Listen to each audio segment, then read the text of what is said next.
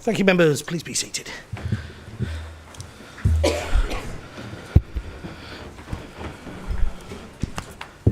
Before I start, just a quick clean up from the previous session. Anybody with any questions on Operation Ford, if you email them to me, and I will get them across to Darren and Matt at Kent Police and get you those answers. Okay? Right. So everybody, welcome to the full council meeting, including members, officers and any members of the public who may be attending remotely. Please be advised that the meeting will be live streamed and data collected during the recording of the meeting will be retained in accordance with the Council's data retention policy. The recording of the meeting may be added to the Council's website. The following staff are in attendance: Chief Executive Larissa Reid and Democratic and Electoral Services Manager Joe Millard, Civic Attendant Ian Morris, and I think that's the lot, unless there's anyone online. Nope, that's the lot. Agenda item 1 is the emergency evac procedure. There's no scheduled test of the fire alarm. If it does sound, please leave the building quickly, using the doors signposted as fire escapes, and assemble in the car park at the front of the building and await instructions. Is there anyone in attendance that may require assistance? Please make yourself known now.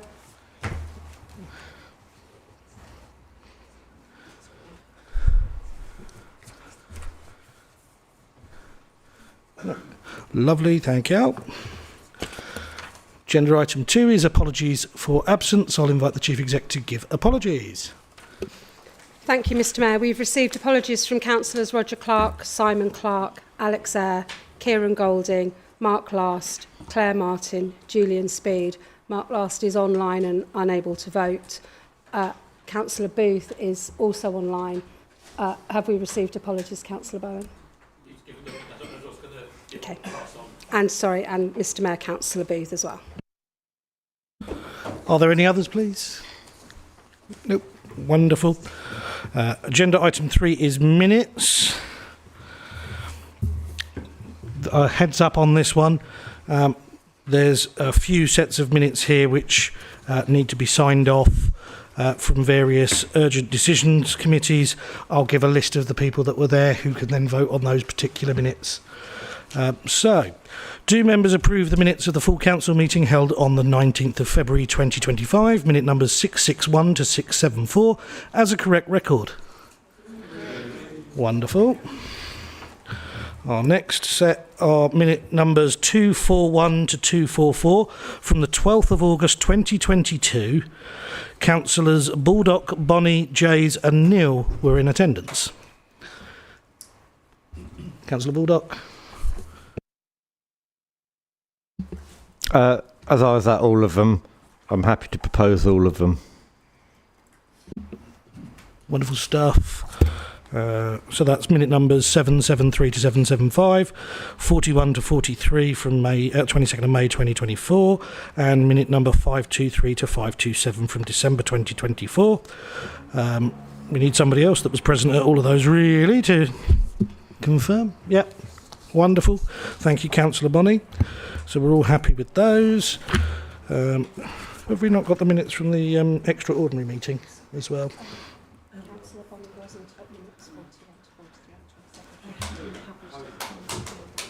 Sorry?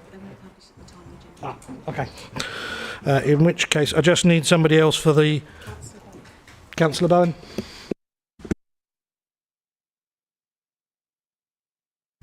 No, it's on. To have interest, we've had a number of minutes of meetings dating back quite a few years recently. I just want to ask for why has this happened, please? I mean, I'm not having a go at anyone. Just like some understanding of why this actually has been, because I don't understand it. Thank you. Yep.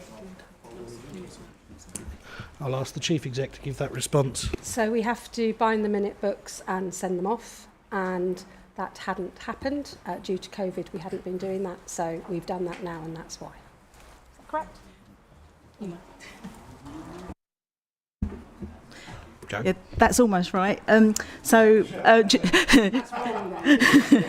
during COVID, we had a lot of remote meetings and a lot of people obviously weren't there to sign the minutes. So we had a project recently carried out by our apprentice just to sort of get all the minutes together so we can bind them, send them off in a book. And we noticed that there were a lot of minutes that hadn't been signed.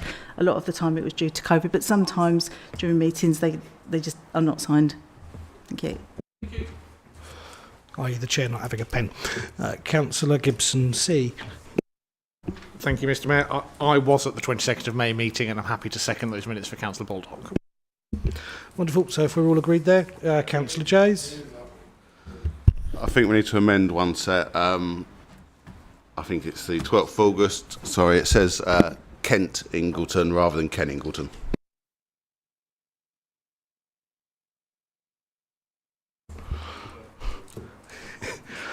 Sorry, which set, Councillor Jays, just so that I can... The 12th of August 22, please.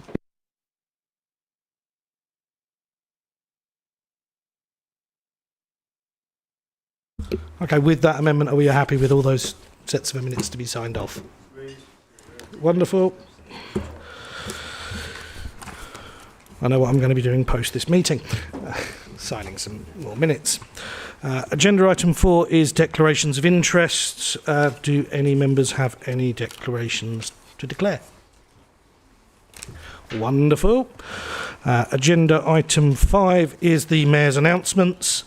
I want to try and keep it bright and breezy, so I believe this is, unless somebody calls another extraordinary full council, my last full council meeting before annual council. So firstly, a huge thank you to everybody for your support over this year and for your general well behaviour. Since our last proper full council meeting, I have attended approximately 13 events. Karen, as my deputy, or Councillor Watson, as my deputy, has attended a number of events also. Some of those highlights have included a fairly recent trip to Biggin Hill for the Mayor of Bromley's fundraiser, a return visit for him coming down to Sheppey, where it was noted very, very clearly within all the trip that Sheppey was the birth of aviation in the UK, and Biggin Hill, with its Bombardier workshop that works on the jets and whatnot, is the current and future of aviation within the UK. They liked making that point very, very clear. Oh, there we go. Other highlights have included the Diversity House International Women's Day event held at Hempstead House in Bapchild, where I did have the privilege of speaking, and thank you for Councillor Sarah Stephen and Councillor Karen Watson for being able to attend all day. Unfortunately, I had to dash off to work after speaking. I hope the lunch was acceptable. In terms of what's coming up, there are 20 events already in the diary between now and the end of the civic year for myself, and I want to say another 5 in the diary for the Deputy Mayor.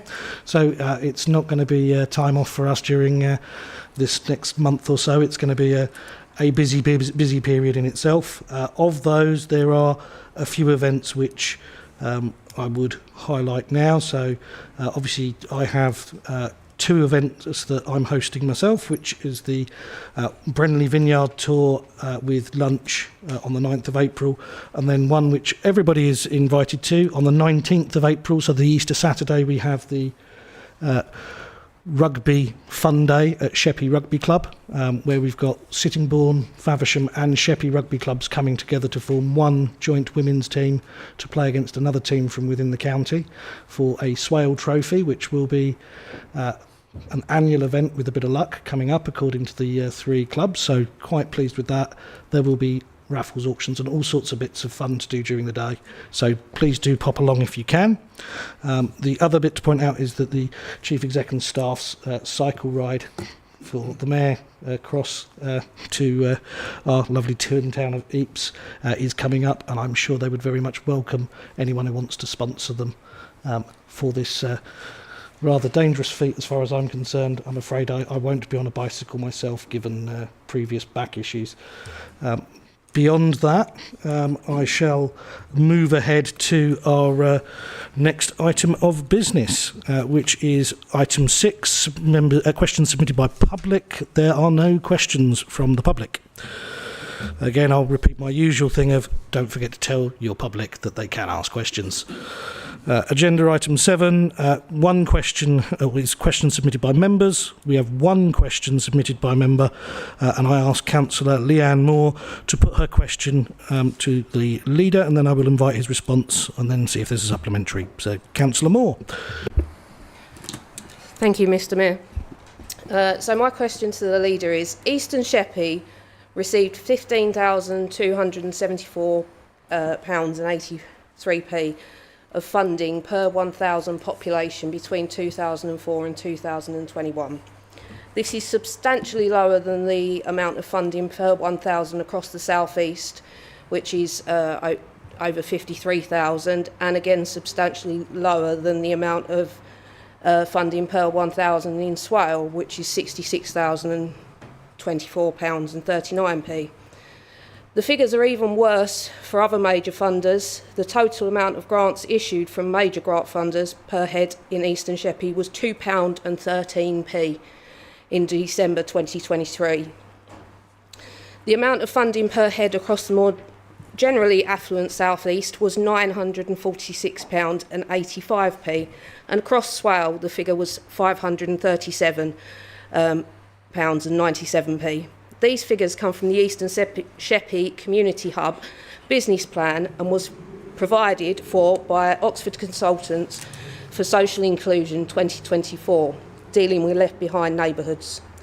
As these figures show, the eastern end of the island is severely lacking in financial grants as well as services, with only one satellite GP surgery for East Church, Laysdown and Walden. What does the leader propose this council can do to make sure the residents at the eastern end of the island are no longer feel forgotten? Thank you. Thank you, Councillor Moore. Our leader, Councillor Tim Gibson, if you would like to respond. Thank you, Mr. Mayor, and thank you, Councillor Moore, for that question. The work of Empowering You in Swale strategy looks to build resilience and tackle inequalities through a variety of projects and partnerships. These include the continuation of the One Swale Roadshows, which will be held in a big local Sheppey community hub and other locations around the borough, as well as development of projects through collaborative efforts of the community and partnerships team with statutory health bodies. The close relationship the communities team have with the VCSE will allow us to continue to seek opportunities to be innovative and draw on potential funding opportunities, as well as open community engagement so that we understand get a better understanding of the needs of the area. Grant funding opportunities tend to be location specific. However, projects such as the Marmot Coastal Programme and the Health and Care Partnership Community Catalyst Programme are concentrated on delivering for residents located in areas with the poorest outcomes, of which the eastern end of the island features. Thank you. Thank you, Councillor Gibson. Councillor Moore, do you have a supplementary? No, thank you. Thank you very much. Our next item on the agenda is item 8, the leader's statement. I will ask the leader to read his statement, and then I will ask the leaders of the opposition groups to respond in the usual way. Following that, I will invite other members to respond to the leader's statement. Members invited to speak will have 3 minutes. I am aware that there is a constitutional amendment proposed later in the agenda. The reason that that is not been brought forward ahead of this is because that would imply that we thought that it would go through with no debate, and that's not particularly fair. I will be using my discretion to extend the time if needed so that everyone has the opportunity to speak that wishes to. But as per usual, I'm obliged to say that the item has an overall time limit of 30 minutes. To ensure broad fairness, I will try to invite responses from members of the administration and opposition groups in roughly equal numbers. This may mean that I deviate from the order in which members have indicated to speak. Could I please remind all members that responses must be to the issues raised in the leader's statement. I invite Councillor Tim Gibson to give a verbal statement. Thank you, Mr. Mayor. As leader of Swaleborough Council, I want to take this opportunity to reaffirm our commitment to serving all of our communities, whether that be in Sittingbourne, Faversham, the Isle of Sheppey or our rural areas. As a diverse borough with a strong sense of community, a rich heritage and an ambitious future, our role is to ensure that regardless of external factors or wider changes, we remain focused on delivering high quality services, supporting our local economy, caring for our environment and improving the quality of life for all of our residents. At a time when elections will be taking place for Kent County Council, our responsibility remains to support residents by maintaining stability, ensuring public services continue uninterrupted and facilitating a fair and transparent democratic process. While Swale Borough Council is not directly involved in this cycle of elections, I encourage all residents to stay engaged, be well informed and take an active role in local democracy. The incentive, of course, being that decisions made at county level will have an impact on our borough, from highways and education to social care and public health. Participating in the democratic process ensures that the voices of Swales residents are heard at every level of government. Over the past year, we have faced a range of challenges, from economic pressures and cost of living concerns to the increasing demands on local services. Despite these challenges, the Council has continued to deliver for our residents, whether through housing support, waste collection, environmental initiatives, planning services or community programmes. Our teams have worked tirelessly to ensure that key services remain accessible and effective. The strength of a community is built on its ability to adapt, support one another and plan for the future. That is why, alongside delivering essential services, we're looking ahead to ensure that Swale is well placed to improve opportunities for residents and businesses alike. We remain committed to our duty of ensuring the smooth running of local government, including providing factual, impartial information to residents, ensuring transparency in decision making and continuing our day-to-day work without disruption. During this election period, we also recognise the importance of political neutrality. The work of this council must remain above party politics, ensuring that residents receive services without bias and that our resources are used solely for the benefit of the community. I also want to take this opportunity to express my sincere gratitude to our dedicated council officers and staff.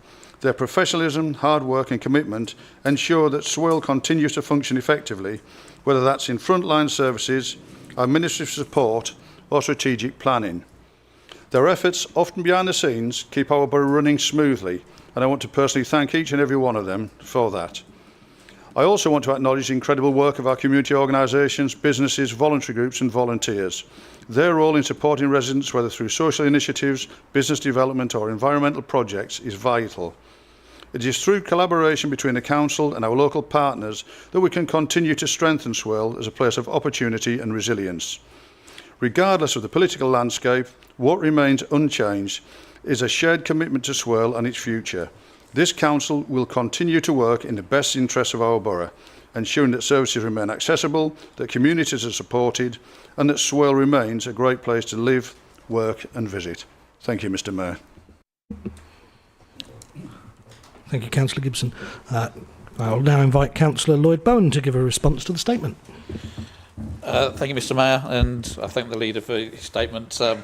Given the circumstances and pre-election period, I think you were wise in what you covered there. I totally agree with actually almost everything you said there, and certainly that we need to be a council for all the communities, and also that we should do whatever we can to make sure that our residents actually are aware there's an election coming up in the next month. In fact, by this time next month it will have been done and dusted, and everyone, or those standing, will be able to sit down and hopefully start getting the bunions off their feet. But for me, the more important thing is actually, as you alluded to, that people actually take up their right to vote. And I've said this before many, many times, and I will never apologise for saying it, that too much was given by people to get the right to cast that vote. And we are so quick now to disregard that. And we are doing ourselves, we are doing democracy, and we're doing this country a disservice from being so flippant about something that people died to protect. Here endeth the lesson on that one. I agree about the thought about delivering for residents. I cast my mind back to 12 months ago. I don't think delivering for residents back in 12 months ago on waste collections would have been exactly satisfactory. I'm glad things have improved. I was talking to Councillor Speed recently. I don't recall having an email in my inbox about waste collections for at least a few weeks now. So finally, we may actually have this cracked. But there have been issues. I know, sorry. People have been raising Please issues touch in wood, terms Councillor of- Bowen. Please touch wood.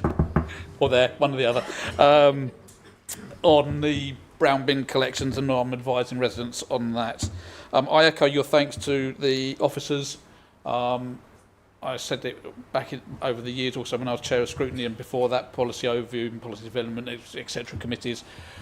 This council is so much richer when we engage with and take the advice and guidance of officers, but also at times for those who we don't regularly see, those, as you say, are either behind the scenes, maybe a lower grade, but actually their job here is as important and has an impact on what we do as a council, and also that might express my thanks to those, even though we may not see them that regularly.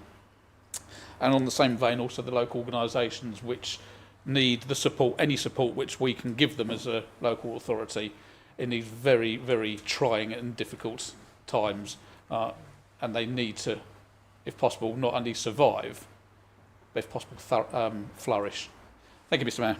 Oh, actually, one other point, last before I finish, is be careful what you wish for, as it's your last meeting. And I commend you and your role as Mayor for the last year. I think you've done a brilliant, brilliant job. But don't wish for an extraordinary meeting, because we might just get it. Thank you.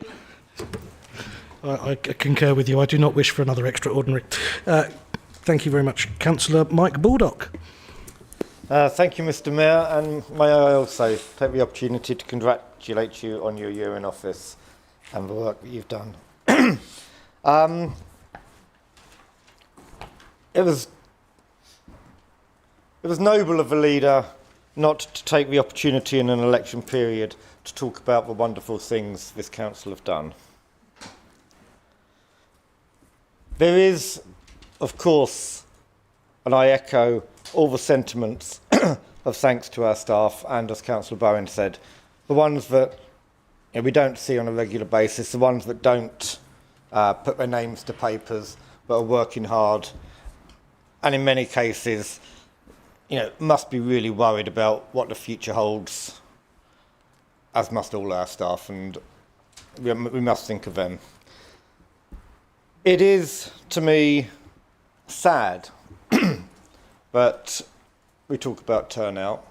I've pointed out turnout in Swale is particularly low. It was one of the lowest for the general election, the lowest for the Police and Crime Commissioner election. We saw a big fall in the last borough elections. And I called for some work to be done on that. And here we are at some more elections, and I don't really see that we've done much work. So I hope that the people get out and vote, despite the fact that we haven't really looked into that problem and why it's especially affecting Swale. I know it's affecting a lot of places, but it is particularly noticeable in Swale. And on the bins, and again, another brave thing to mention during an election period, I'm getting complaints from people about their brown bins and that they are not getting rolled over. They're coming to the end of their 12 months. They didn't get their bin collected 5 or 6 times. They expected to have that added on, and then they're being told, when did you report this? Can you prove you reported it? I may be the odd one out, but I don't have a little drawer with all my reference numbers when I've reported things to Swale. I don't know how many people do, but I thought, and we were assured, this would be automatic. So it's disappointing that people are now facing this problem over brown bins. There wasn't a lot more to say, but then there was talk about the voluntary groups and the businesses and how important they are, and they are important.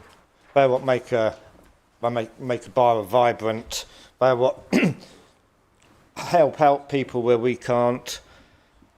And it's a shame that the place strategy, which was going to address that, was going to do work to bring those community groups and those businesses together, has been put on hold for a year. because that is exactly the sort of thing that the place strategy was looking at. It's not funded this year. I have spoken with Councillor Wise. We tried to get something through the local area committees, and that was knocked back as well. I think it's a shame that we aren't discussing how we can deliver that sort of strategy as a whole council, because by not doing so, we miss the opportunity to bring those community groups and those businesses together with us, seeing how we can serve the people of Swale. Many other areas do it, and it was a good strategy. Sadly, put on hold. Will it ever come back? Someone sounds like they're opening their packed lunch. Yeah, thank you, Leader. Thank you, Mr. Mayor. Thank you, Councillor Baldock. Councillor Palmer. Thank you, Mr. Mayor, and I'll echo the comments that have been said before about your sterling work throughout the year, and I'm sure your Deputy Mayor, as she comes into it, will just do an equally as well good job. And I do like the leader's statement. It was well thought out and well balanced, and you are right, there are challenges that we're all going to face, and our community and voluntary sector will face. However, I think there was forethought at Swale to put in place the community lottery. It had some pitfalls, but it finally got going. There's a lot of community signed up to it. I've signed up to it, and I'm sure most of the councillors in here, if they haven't, will probably do so. And I accept it's not everyone's cup of tea to have a little flutter, but at least that's one way that we can support our community and voluntary sector going forward, because money will be very tight going forward. And we've all got a big challenge to work to make sure that the council can deliver the services that the people expect.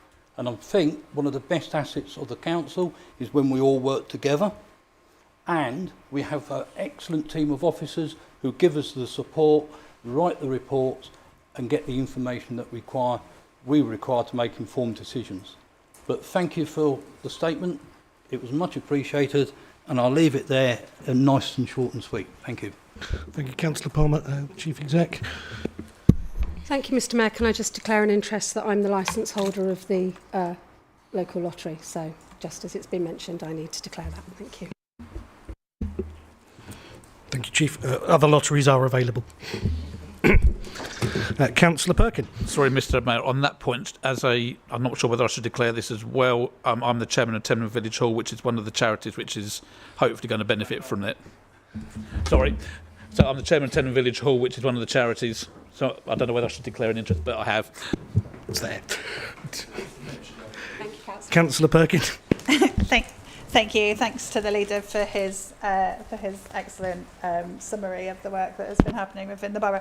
Just wanted to echo that KCC and the future of kind of key services is very much going to be in the hands of the people of Kent in May. There are a lot of people that feel completely abandoned by all levels of government at the moment, and it's KCC where decisions around things like social care, about special needs education, about unaccompanied refugees and their treatment at a time where unprecedented negative press from so many sides are made. And what happens in May is going to be absolutely crucial also for the direction of local government's evolution that we see over the next 2 years. So I hope that all residents, in the same way that the group leaders do, will take the responsibility seriously and go out and make decisions about who they want to lead them into a pretty unprecedented new form of government.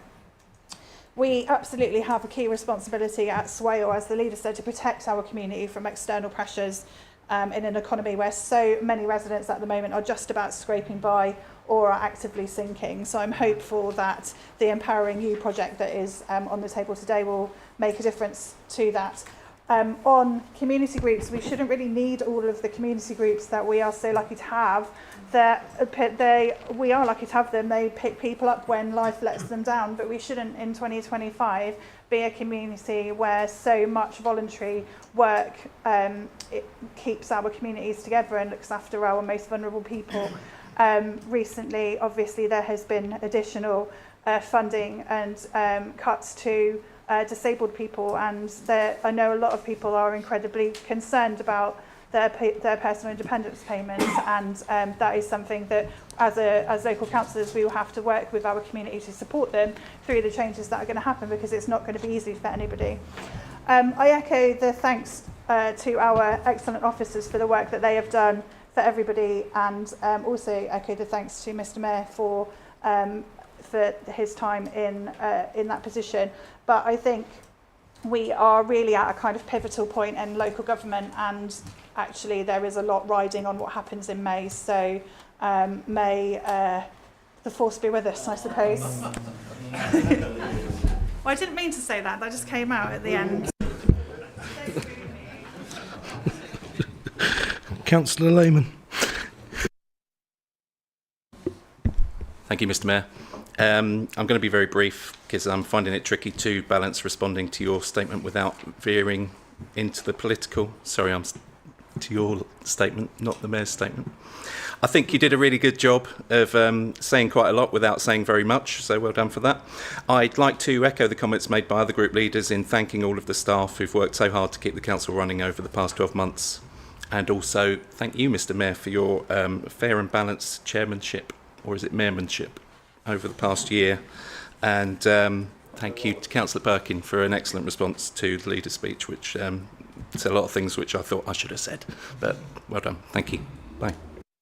Thank you very much. Does any other member wish to respond? Councillor Worcester. Thank you, Mr Mayor. I think it's not a question, it's more of a comment. And it's a bit of a stark warning, actually, to this council that decisions that are taking place on Sheppey at the moment with regards to how our children are cared for and how their education is looked at and their preschool welfare is being looked at the moment are going to be having a knock-on effect to this council services and how they will be applied in the future. And I would like to say that it will have an effect on the whole borough with regards to the removal of funding for seashells and also for the secondary school places problem that is coming. Sorry, Councillor Worcester, I don't think that was mentioned in the we were statement. talking about services and how community services are coming on. It's a stretch. I'll let you continue, but it is a stretch. It's a very quick Veer stretch. on the line. Thank you very much, Mr Mayor. The residents are extremely concerned, and I think we as a council should be very concerned at how our resources are going to be able to be stretched over more people needing more services around this time and from September onwards. Thank you. Very close to the wire. Councillor Gould. Thank you, Mr Mayor. Thank you, Leader, for the statement. I was a little disappointed that the mention of the environmental issues we face was just one word, just environment, and that is something that I think is does tend to get forgotten in all the other pressures that we're under, but I think underpins a lot of what we will need to be looking at in the longer term. I think there is a great tendency for us to focus on the short-term things that hit us without trying to keep that focus on the longer term and the environment that we live in. And yeah, I would commend some of the work that the officers have been doing, particularly around the active travel agenda. I think Swale has benefited greatly from the work that the active travel officer has done, and I would hope that he will continue to encourage that sort of work where Swale's voice is actually heard in a way that other counties, other councils aren't being heard. So thank you. Thank you, Councillor Gould. Give me just a sec.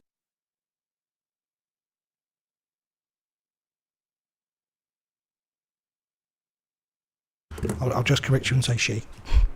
She. Yeah, I thought you said he. That's all. That's fine. Anybody else? Nope. Wonderful. So, Councillor Tim Gibson, if you'd like to respond to those. Thank you, Mr Mayor. Firstly, it is heartening to hear that we're, again, all simply singing from the same hymn sheet in terms of taking up the rights to vote. And yes, Councillor Baldock, you have been particularly vocal in terms of looking for ways to innovate and to get people out there doing that. And we all just need to be champions of that.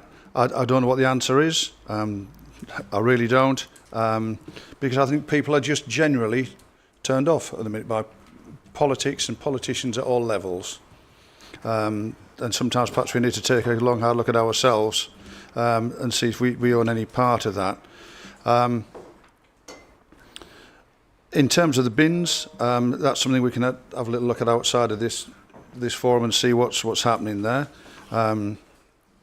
The play strategy, while it's on hold, that doesn't mean to say that everything grinds to a halt, because there will be work being done with businesses and the wider community in between times.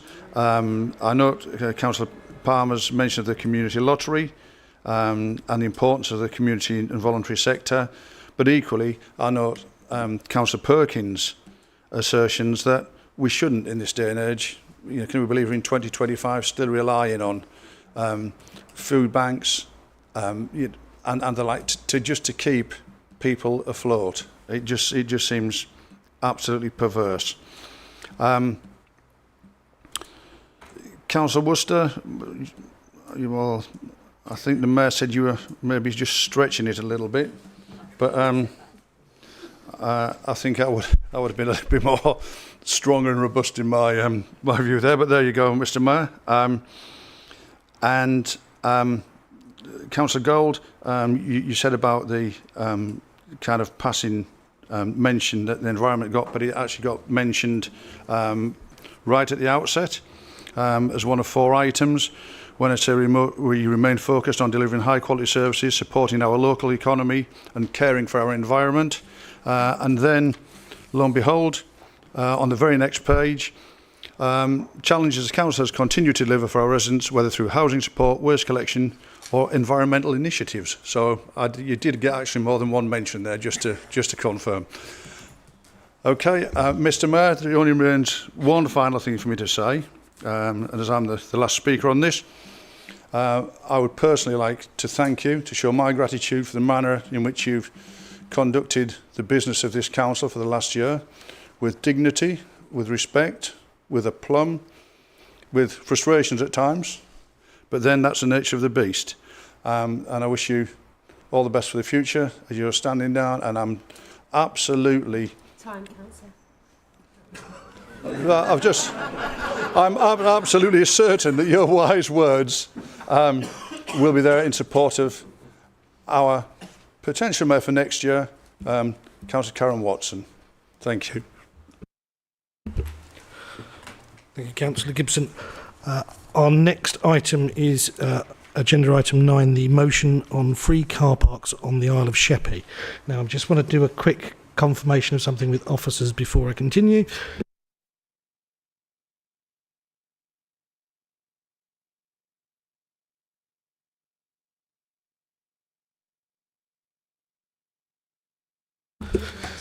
A late amendment has been received.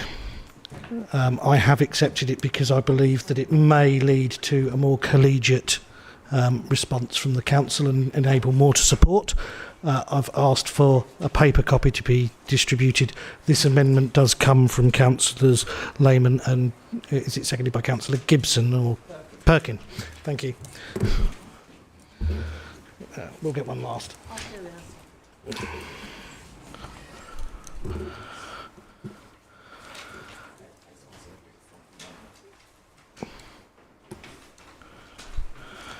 I'm not going to stand on ceremony, but I will say I'm going to give everybody about 5 to 10 minutes to have a read of that. If the proposer and seconder are willing to accept it without debate, then so be it, but it just makes things move forward.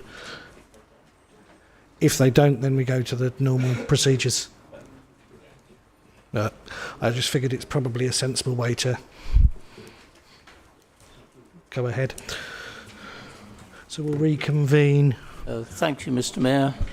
I think I can agree that we would accept it because it takes away the specifics for Sheppey and really it seems to me that it is all the Swale Council parks, which of course is fine.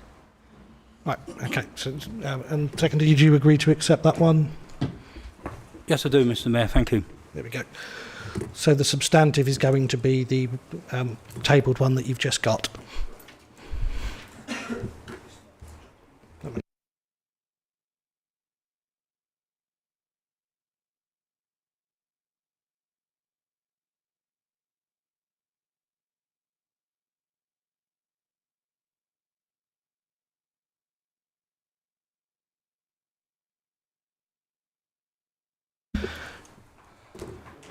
If we've all had time to read, we'll go to Councillor MacDonald to propose the newly amended motion.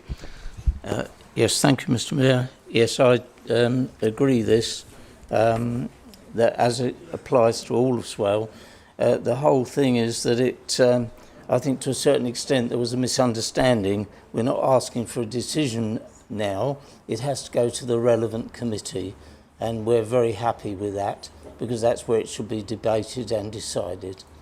Thank you very much, Mr. Mayor.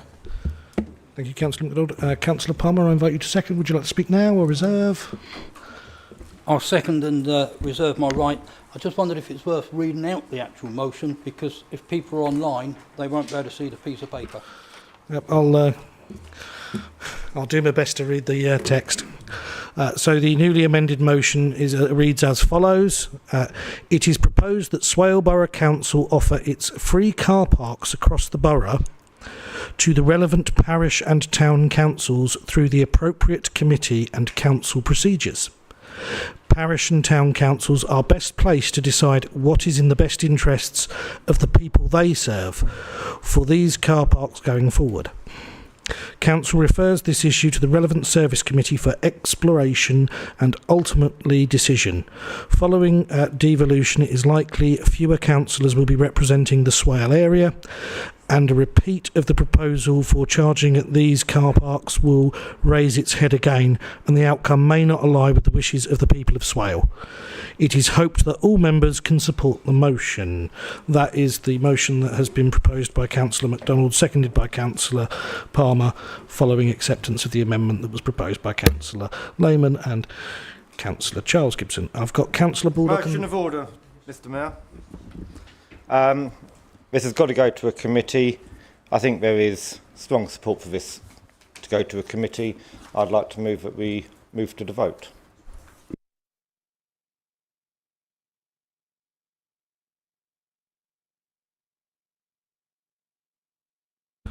Anyone seconding that?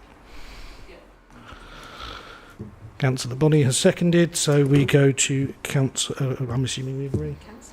Councillor Palmer, you have your reserve right, so you have the right to sum up and whatnot. Sorry, Mr. Mayor, but at the point of order, clarification, do we, as a whole council, not have to agree that we're going to the vote on this, which we haven't done? Because some people may want to speak. Told you we'd miss Robin. Are we agreed that we wish to go to the vote, or do we wish to have a debate?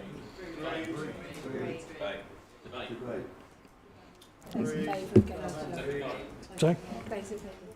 Those in favour of going to vote?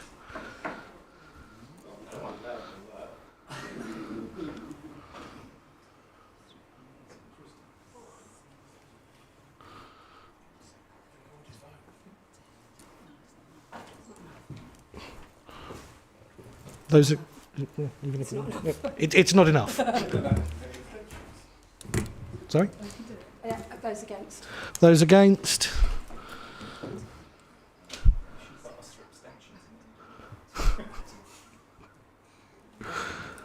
Still not enough. it falls.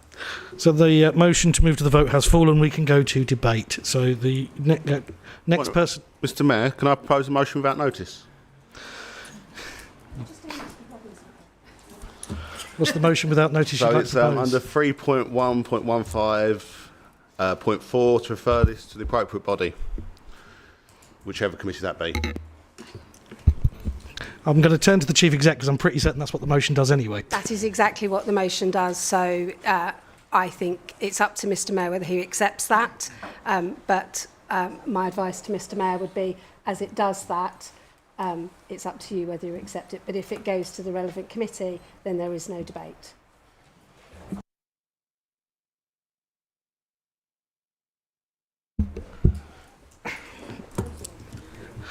Happy to second, Mr Mayor. Technically, I don't have a choice, do I, on that one? You do. I do. So,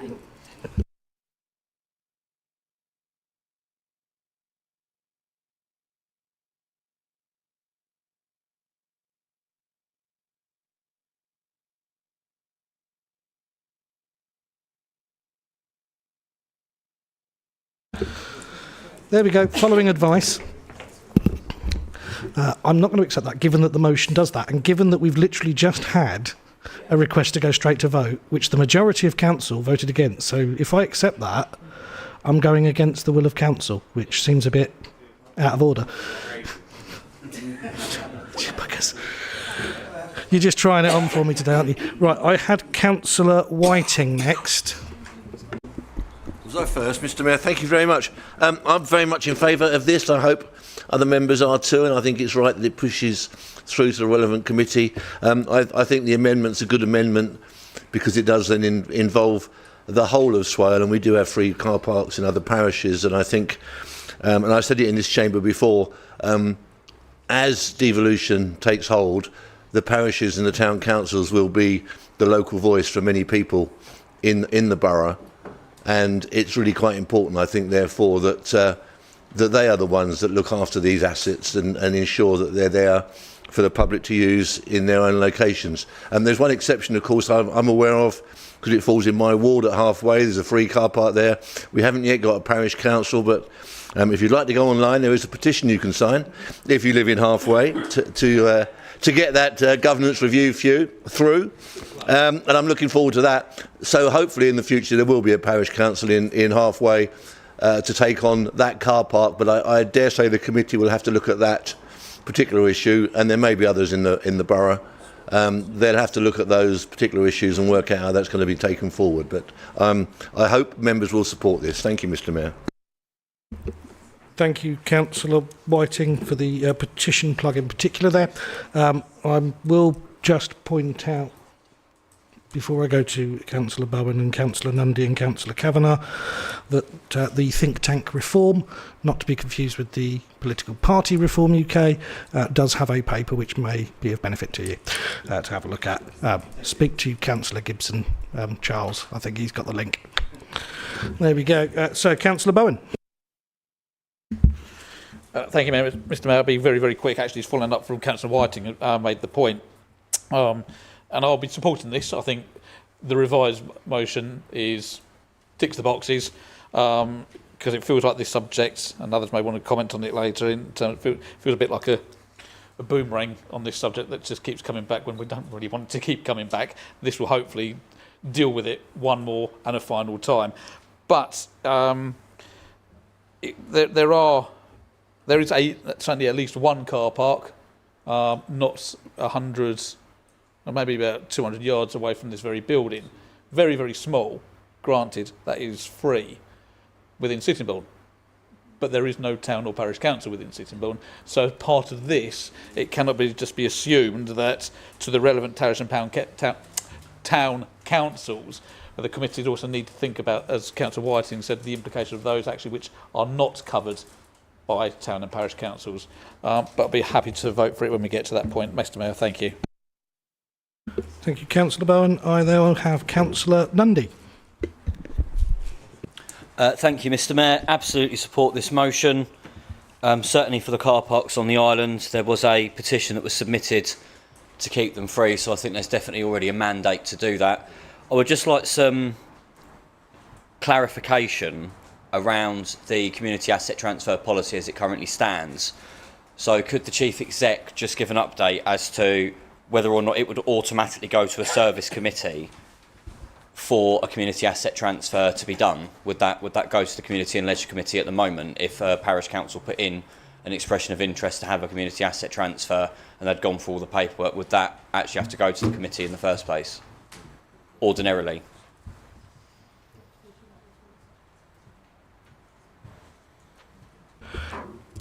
In theory, we don't do the questions at council on that nature. However, I will allow the Chief Exec to give a very brief explanation.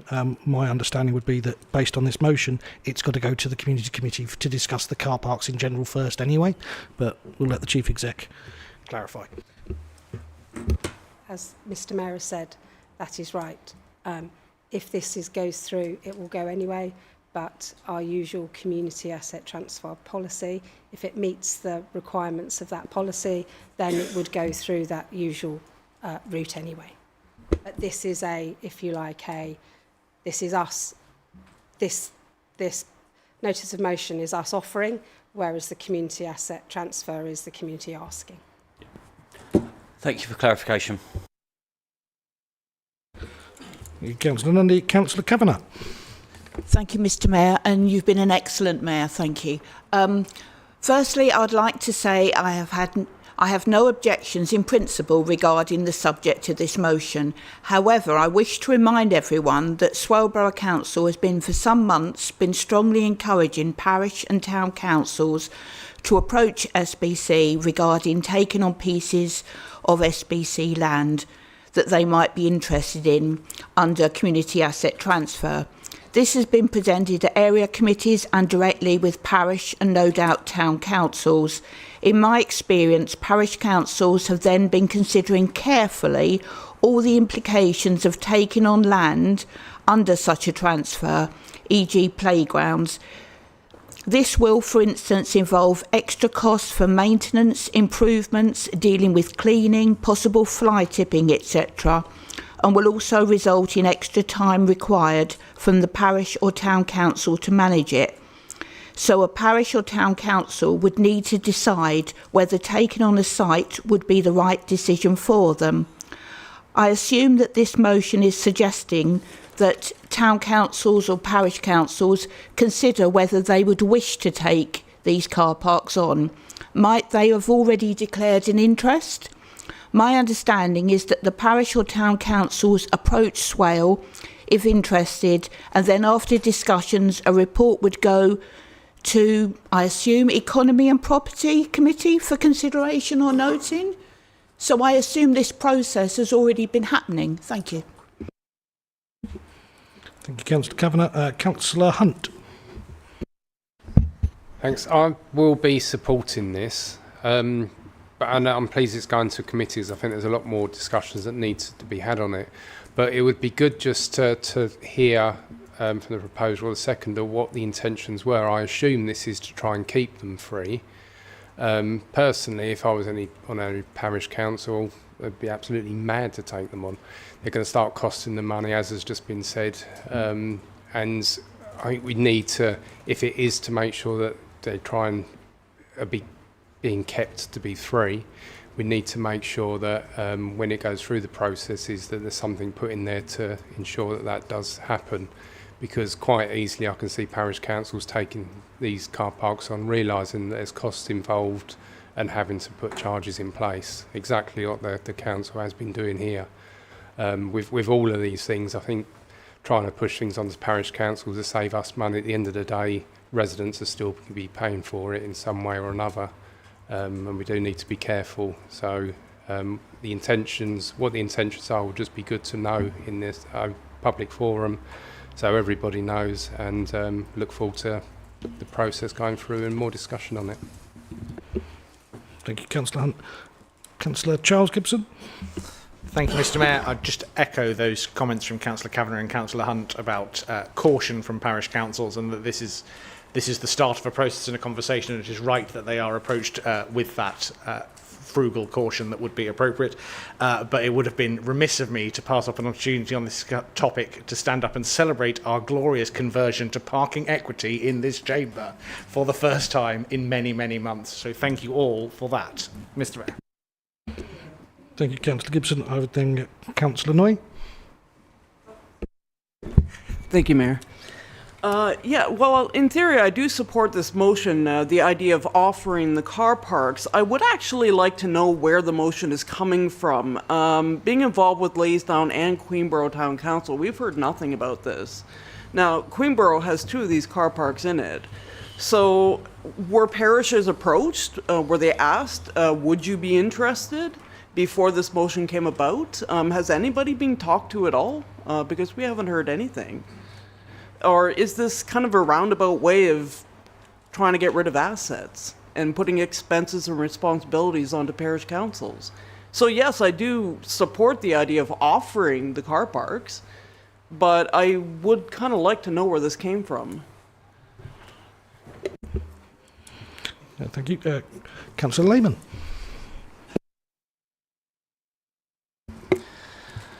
Thank you, Mayor, and thank you to Councillors MacDonald and Palmer for accepting the amendment that I proposed. I was concerned briefly that I was going to be cancelled, but I'm glad that wasn't the case. I still think that gifted car parks is not a good idea, but I'm sure when this goes to committee it will be accompanied by a report outlining the financial pros and cons, and if there are concerns raised at that point, I hope that they are not simply framed as project fear and written off, and that we can have a sensible debate about this when it goes to committee. Thank you. Thank you. Councillor Worcester. Thank you, Mr. Mayor. This is my naivety around the process. I'm quite happy to accept that I'm ready for my education. Does this motion tie the hands of Townsend Parish or this council in that we're actually saying to them, this is the agreement of what Swale would envisage for these car parks going forward to towns and parishes? And are we actually giving towns and parishes the right amount of support around this, obviously, according to other members, quite controversial issue of transferring parking over? And it worries me as well when Councillor No says that some parishes have had input and some towns and parishes haven't. Because I know that, for instance, Sheerness has been talking about it, I know Minster has been talking about it, and it does worry me, we've highlighted this before with the community asset transfer, is that are we giving groups expectations that actually they may feel pushed into, and are we providing enough support? Thank you. Just to clarify, Councillor Worcester, where are we? 1, 2, 3, 4, 5, 6, 7. Eighth word on the motion is offer. So it's offer to the councils, and it does say quite clearly that it's going to committee for discussion first. So I would say we're not strong-arming anybody if members choose to support this particular motion. Next up, I have got Councillor Perkin. Thanks, Mr. Mayor. Yeah, I just wanted to. I was obviously going to second the amendment. I'm glad that it was accepted. I just wanted to echo Councillor Gibson and Kavanagh and Councillor Hunt's points about the fact that if the aim is just to keep car parks free in perpetuity, then that's not really something we can do. That would be completely up to the town and parish councils that took them on, as there will be costs involved with upkeep and things like that. But I also just wanted to mention that a petition doesn't create a mandate that binds Swale to any decision. Should we keep car parks free when we can't afford to fund homelessness? Should we keep things free when we can't afford to keep our toilets open? Should we keep things free when we're asking the government to come in and sort our budget out for us? I'm glad to see that there will be a discussion about everything at committee, but it would just be nice to see a little bit more discussion about how things benefit the Swale residents more broadly than motions and discussions coming up about really tiny things repeatedly. That would be helpful. Thank you. Thank you, Councillor Perkin. Councillor Baldock. Okay, I feel a bit of a hypocrite standing up after trying to go to the vote, but it's just prompted by some of the things that have been said. I know parish councils that run car parks. They manage. They do it very well. They charge, obviously, for their precept. I don't see this about trying to save money. I see this about coming up to unitary. We need our communities to be as resilient as possible. We need our parish councils and our town councils to basically have as much control over their area as they can. Part of that is being able to decide whether or not they want a car park, whether or not they want to keep it free or to charge, or even to stop it being a car park and have it being a massive cycle rack. That's all choices that the parish or town council can make, and they will obviously have to budget accordingly. But let's not put down the ability of our parish councils to run things. We are needing them as we go into unitary, and we need to be giving them confidence and support that they can step up to the challenges that are coming, and that they can help their communities in the dreadful desert that I fear unitaries are going to become. Thank you, Councillor Baldock. With that, Councillor Palmer has reserved his right, so I'll come to Councillor Palmer.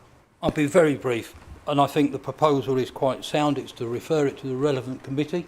It doesn't name a committee, it says relevant committee to make the decision. And yes, we should never put it down to the committee what goes into the transfer, and it's down to members and a further debate. But I don't think we should ever tie another council's hands. We wouldn't like KCC to tie our hands in some way, and we shouldn't be expecting other councils to be tied in some way. So I feel there's general support over it. Some parish councils may well like it, others may not, but that's part of choice. And Councillor Baldock's right, it's about giving them that opportunity to be a bit more resilient should they so wish. If they want to charge, they can. If they don't want to charge, they don't have to. And Councillor Whiting is quite right, particularly on Sheppey. There is a very large movement to keep some of their car parks free, and that is an opportunity for that community to show an interest. Newington Village Hall has been trying to get a car park through Swale Council, a free car park, and it's taken 4 years. I would hope that once it goes onto the committee agenda, it will speed up the process for everyone. But I think there's generally sound good support for this, so I think it's probably now time to move to the vote, Mr. Mayor. Thank you. I'm going to be fair, as the proposer wishes to speak as an indicated, so I will allow Councillor MacDonald to come back and summarise. Thank you, Mr. Mayor. Yeah, I think it's a question of local input, frankly. I think that's the major factor. And the fact is, of course, that historically, probably all these car parks, I know certainly the ones on Sheppey, were bought and paid for by the local ratepayers in that area, originally under Sheppey Urban District Council, Sheerness Urban District Council, Sheppey Rural District Council and Queenborough Borough. And I know there was a Sheerness, a Sittingbourne Council, but of course they're unparished now. So, but nonetheless, I think it's far better for local people to decide without having, and particularly with the unitary authority, you know, frankly, I don't think we're going to have much say on anything. But there we go. That's not a political point. That's just how it will be. Thank you very much, Mr. Mayor. Thank you, members, and thank you for that frank and firm and fair debate. I'm now going to move to the vote. All those in favour of the motion, please raise your hands.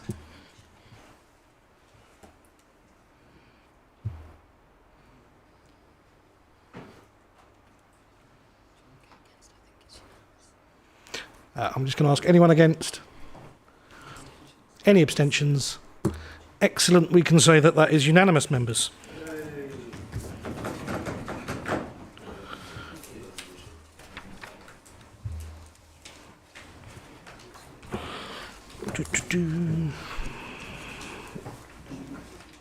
Where are we?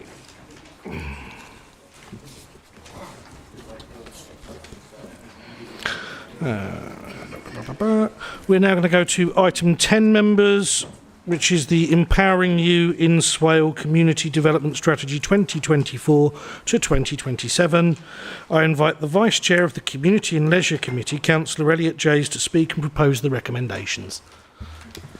Thank you, Mr. Mayor. This strategy has been developed to provide Swale with a community development strategy to outline how the council intends to support the community over the next 3 years. It's in line with the corporate plan. and we ask the Council to adopt this strategy from its agreement with the Community and Leisure Committee and the Policy and Resources Committee. This is following the Health and Housing agreeing to close down the Health and Wellbeing strategy. And I'd just like to thank the officers that have worked on this. Thank you, Mr Mayor. And I propose this. Wonderful. Thank you, Councillor Jays. I now invite Councillor Richard Palmer to second the recommendations and ask whether he wishes to speak now or reserve his right. I second the recommendation and reserve my right. Thank you. Wonderful. Councillor Tim Gibson, would you like to speak on this one? Thank you, Mr Mayor. Very, very briefly. I fully support the recommendations in the paper. The strategy document is an excellent piece of work, and I congratulate our officers on its production. Thank you. Thank you, Councillor Gibson. Councillor Bowen. Thank you, Mr Mayor. Similarly, I wholeheartedly support this report, although I do think it's rather heavy on graphs and visuals, and its vision of putting power back into the hands of local communities. Because let's be honest, who knows Swales needs better than the people who live here? The commitment to civic engagement and inclusivity is refreshing, and if done right, this could perhaps be a game changer for how decisions are made in our borough. That said, there are a few areas that need a bit more meat to the bone. While the report lays out an inspiring roadmap, some of the finer details on implementation feel a bit like a to be continued episode. Exciting, but leaving us wondering what happens next. We need clearer action plans, solid funding commitments, and a realistic timeline, because enthusiasm alone won't keep the lights on. Another key point, true inclusivity means that making sure all voices are heard. Community engagement strategies should not be about control, but rather about empowerment. True local engagement means listening to all voices, not just those who align with a predetermined agenda, nor just the loudest voices at the meeting. And we all know that one person who loves the sound of their own voice. We must ensure that decision making remains truly democratic and reflective of the diverse perspectives within Swale. Safeguards need to be in place to ensure that marginalised communities don't get drowned out. And finally, while encouraging more people to get involved is great, we have to make it easy for them. Not everyone wakes up in the morning dreaming about local governance, hard to believe, I know, so offering proper training and support will be crucial. Otherwise, we risk participation being limited to those who already know the system inside out, basically the usual suspects. All in all, I think this report is a step in the right direction. With a little more clarity, structure and perhaps a few less bureaucratic hurdles, it could lead to real lasting change for the people of Swale. And I would endorse it and thank you the officers and the members for the report. Thank you, Mr Mayor. Thank you, Councillor Bowen. In terms of graphics, I believe they say that a picture paints 1,000 words. There we are. Councillor Perkin. Thank you, Mr Mayor. Yeah, I'll be the first to admit that I was really sad about closing down the Health and Wellbeing Action Plan, because that was a bit like Councillor Harrison's and I's first project together when we were in Cabinet back in 2019. So I did vote against doing that, and this is kind of egg on my face, really, because it's actually really good. So I'm really pleased to see the commitment to so many really important aspects of reducing health inequality within the borough. We know that there are some really deprived areas in the borough, but also that there is significant changing health needs. There will be a complete rejig of health authorities potentially when we look at unitarisation as well, and everything that we can do to address those inequalities and to help our residents to lead more healthy and empowered lives, all the better. I completely agree with Councillor Bowen that community engagement is really key, and it's something that we should be putting a lot of effort into reaching out to people who don't normally have their voices heard. So I'm very pleased to see that the council is working on a community engagement strategy, and that is coming forward within the next couple of weeks. So yeah, more than happy to support it. I think it's a good paper, and great thanks to the officers putting together.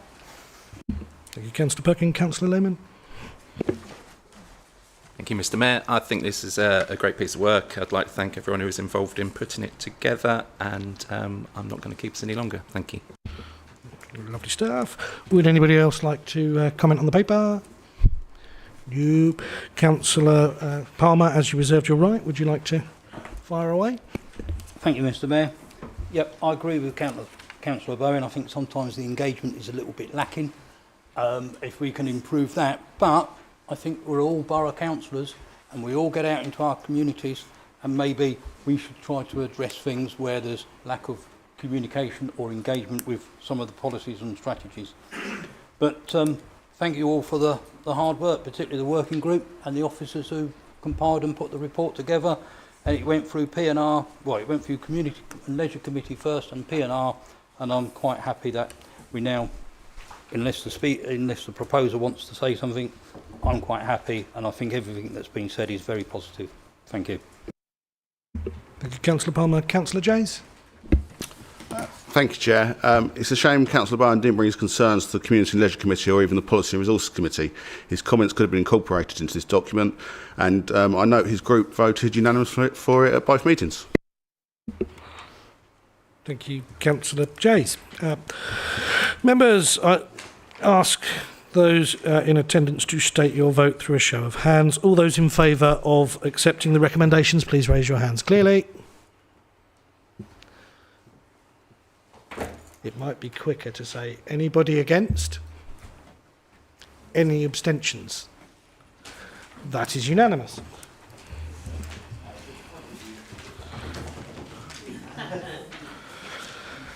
Right. Agenda item 11 is the Constitution update.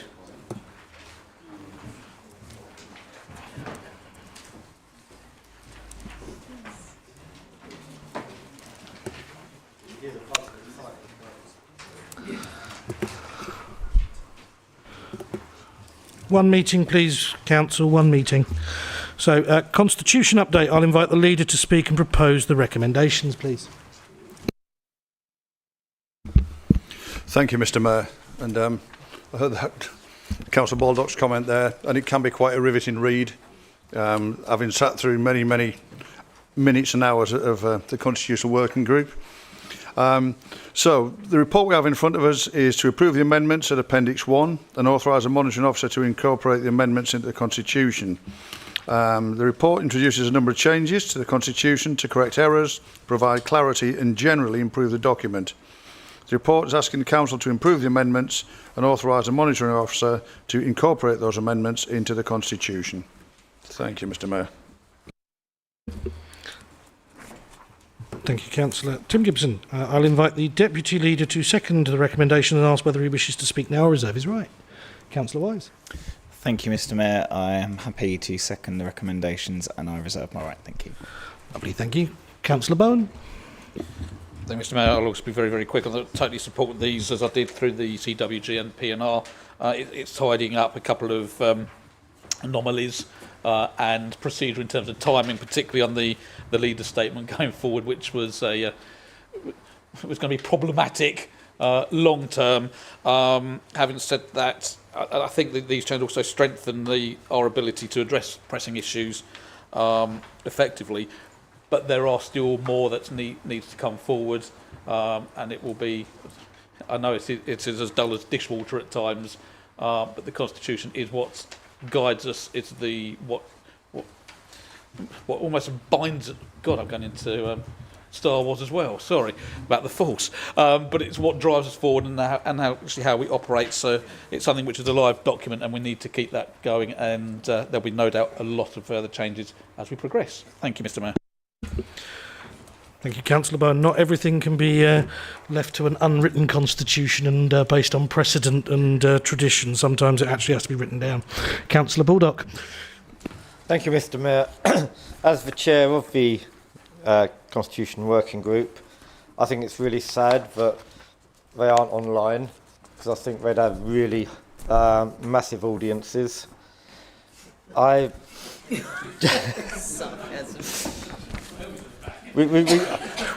can go on for a good length of Star Wars, actually, probably about 2.5 hours at times. I just think it would be handy. We know that the red is to go in, the lined out is to be removed. The highlighted in blue will not be highlighted in blue in the Constitution. I believe that is just simply to be added. I just wanted to confirm that before we took the vote. And as people say, the Constitution Working Group will fight on and live many more days. Evolution, not revolution, Councillor Baldock. Councillor Perkin. Yeah, thanks. I really love the Constitutional Working Group as well. It's great. It's great fun. So yeah, happy to support the changes. And as Councillor Bowen said, the Constitution is the midichlorians that keep us all together in the force. So.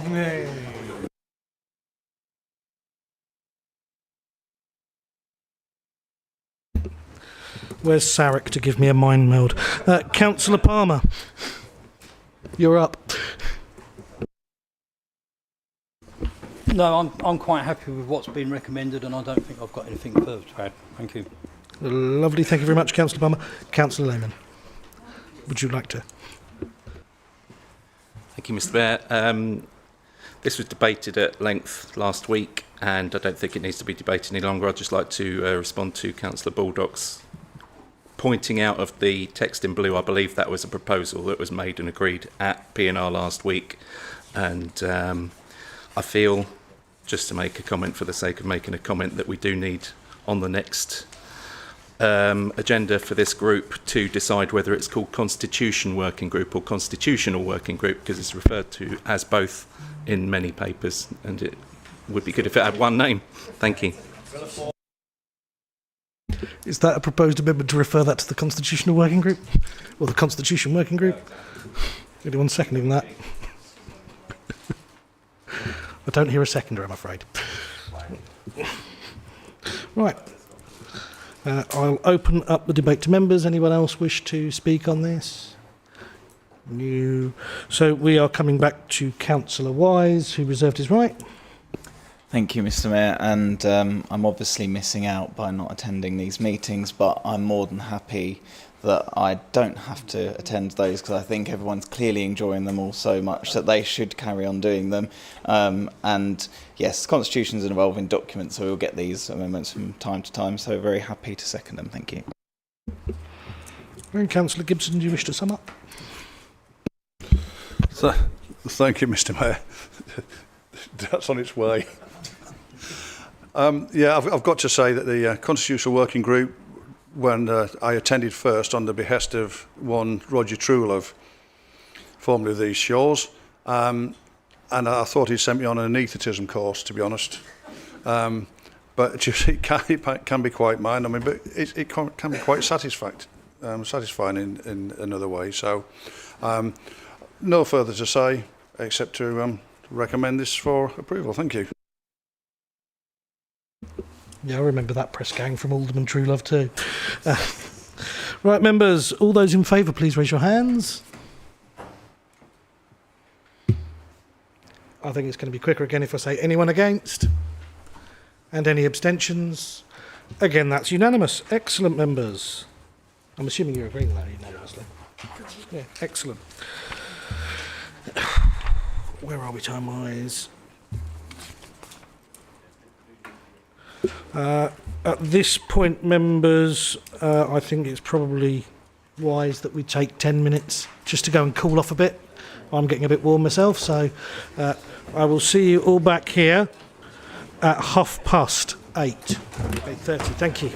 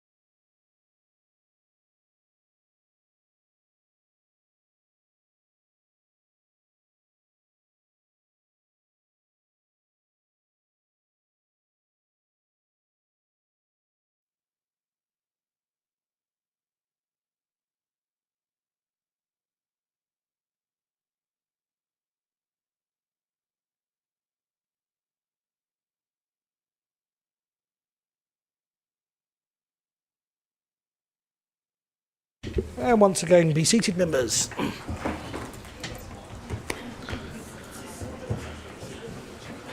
Right.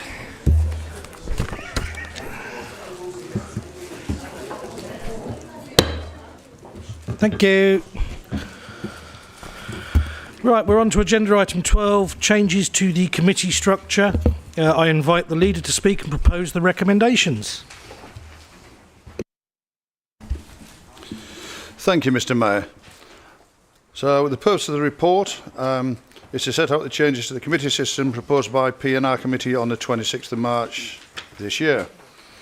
The recommendations are that Council take a two-stage approach to reducing the service committees from Policy and Resources Committee and 4 service committees to Policy and Resources and 2 service committees by reducing the service committees by 1 in the municipal year 25 to 26 and by a further reduction of 1 in the municipal year 26 to 27.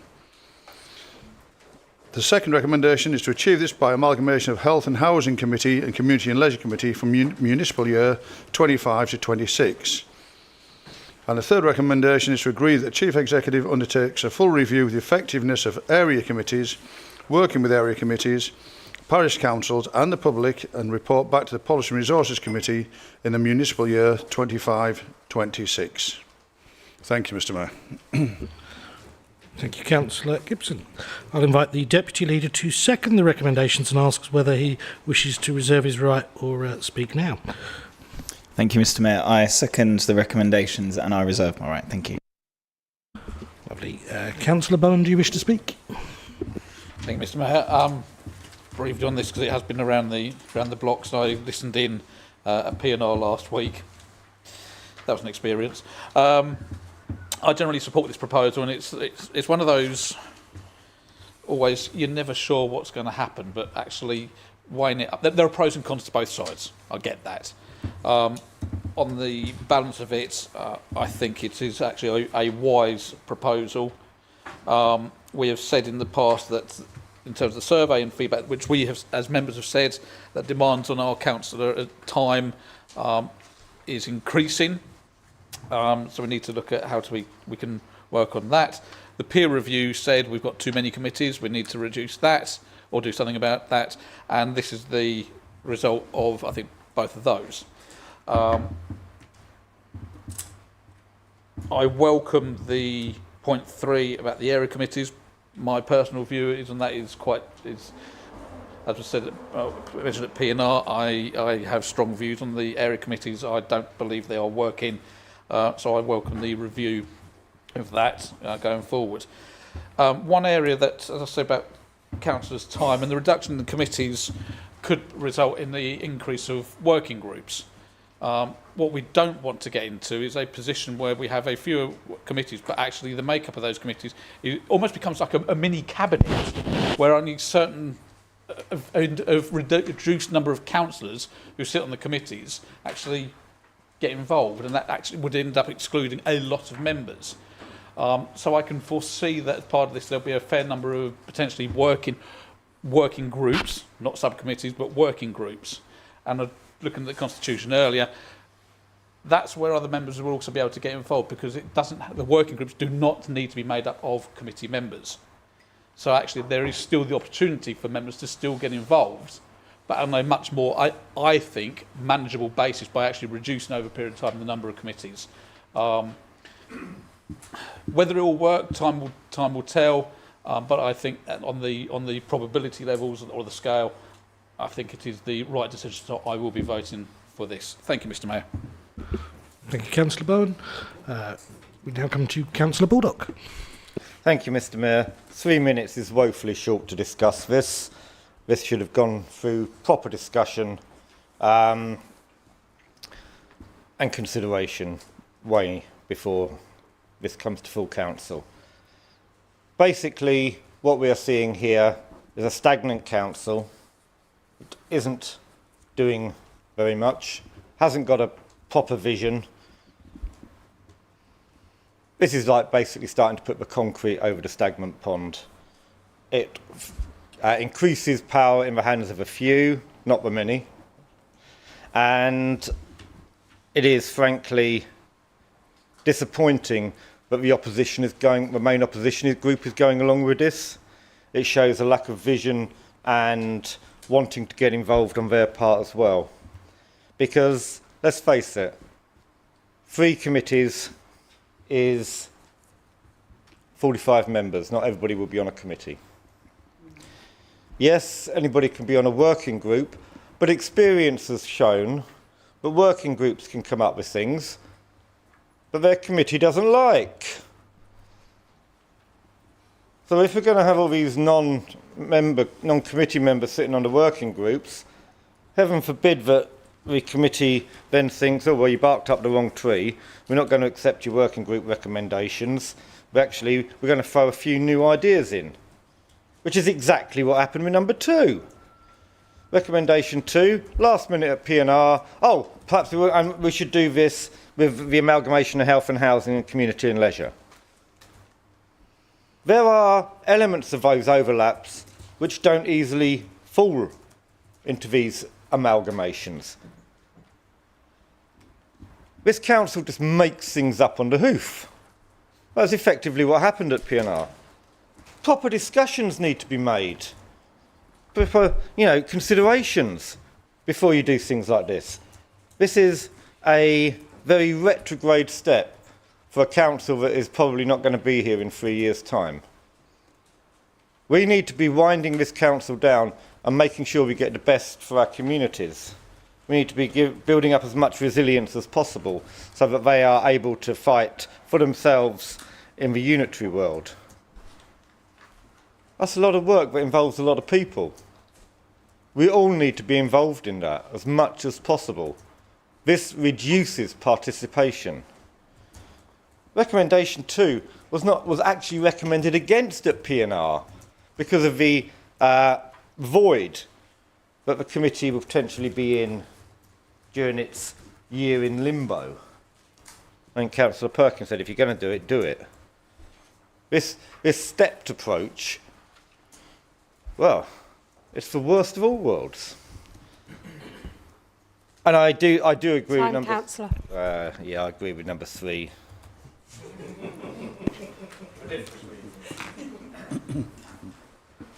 Thank you, Councillor Baldock. I will now call Councillor Palmer. Thank you, Mr. Mayor. I'm not too sure on this either.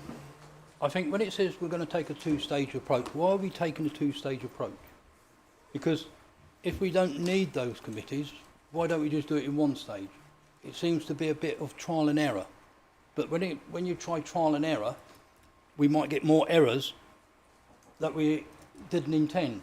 So I do feel uncomfortable with this, and I think we spent a long time looking at the service committees and how to put them together, and I think we got the balance about right. And again, on number 3, I can appreciate having a look at the area committees and maybe why aren't they working and what could help to improve them and how could they be improved. But I do feel uncomfortable that we're rushing in to make a decision that hasn't really fully engaged all the members in everything that's been going on. So I'm not 100% convinced that I could support this, but I'd like to listen to what others say. And thank you, Mr. Mayor.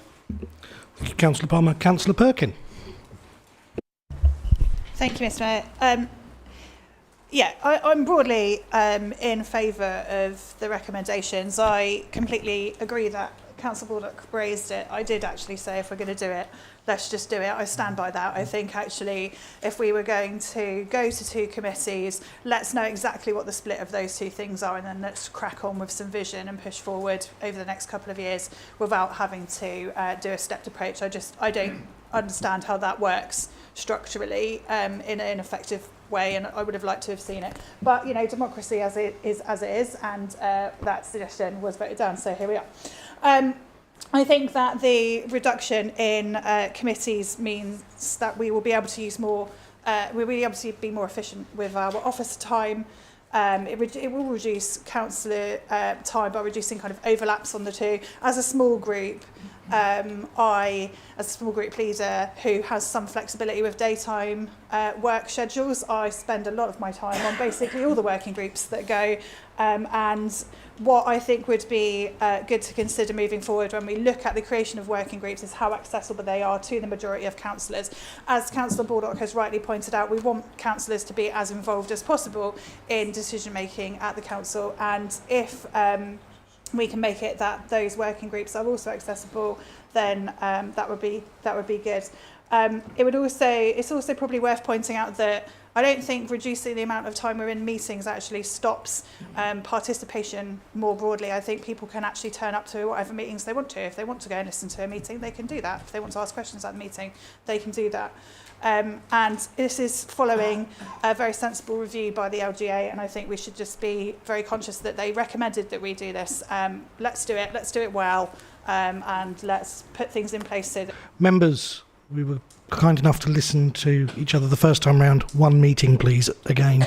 Please don't make me reach for that again this evening. Thank you. Did you want to continue, Councillor Perkin? No, thank you. The clock got reset for you anyway. There we go. So we are heading for Councillor Lehman next.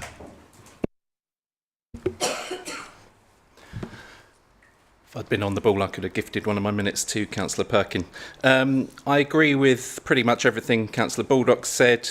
The recommendations that came to P&R last week were to reduce from 4 committees plus P&R down to P&R plus 2 committees, which I did not agree with.